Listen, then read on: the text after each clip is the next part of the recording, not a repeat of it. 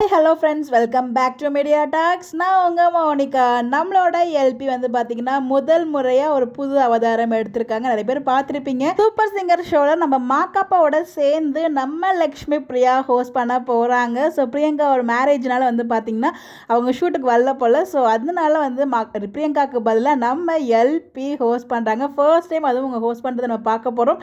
So கண்டிப்பாக வந்து பார்த்தீங்கன்னா வேறு லெவலில் இருக்க போகுது. ஸோ அவங்களே செம ஜாலியாக ஃபன் பண்ணுவாங்க. டான்ஸ்லாம் ஆடுற மாதிரிலாம் ப்ரொமோலையுமே காமிச்சிருந்தாங்க.